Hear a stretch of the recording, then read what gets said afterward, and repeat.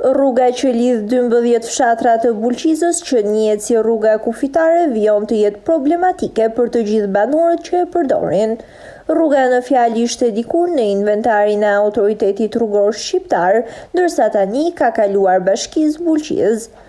Ndërkohë banorët që jetojnë përgjatë saj thonë se gjendja mbetet e degraduar, edhe pse gropat mbushen me zhavor nga punëtorët e mirëmbajtjes. Ata kërkojnë që në këtë rrugë të bëhet investimi mirëfill dhe jo sa për të kaluar radhën.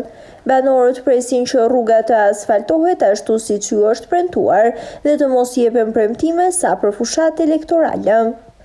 Fiqeri Velia thot se historikisht zona e Gollobordës është lënë pas dore edhe nuk është bërë asnjë investim i duhur në të, çka ka sjellë edhe braktisjen e fshatrave nga ana e banorëve. Nga Shupenza, Ure Zari, e këtu është 14 km, nuk ka ndaj rrugë pale se çfarë. Asfaltimin e rrugës pa tjetër, deri tash ka pas bashkia.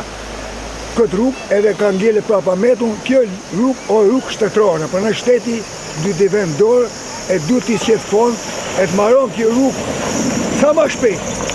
Kjo punë nuk shkon më. Shteti duhet të vëmë dorë kësaj rrugë të asfaltojë pikë.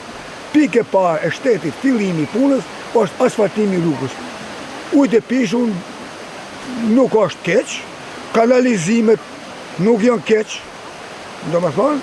po kiq është rruga kufitare, duhet pa tjetër mene 3 mujoshit parë të eliminohet kjo punë.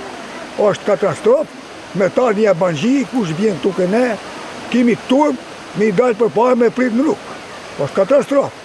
Unë ku makinë vogël në shtëpi, që të më shopish me plashka në kratë u shku poshtë, s'mun vini se qava sot do kartë një di.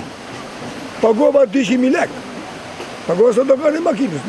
Me makinë vogël nuk kaloj. Tu është rrugë me pojështrata për fuzona, për kështu. Situata bëhet më problematike kur ka rreshje shirash pasi në të gjithë rrugën krijohen gropa të mëdha të cilat vështirësojnë qarkullimin e automjeteve.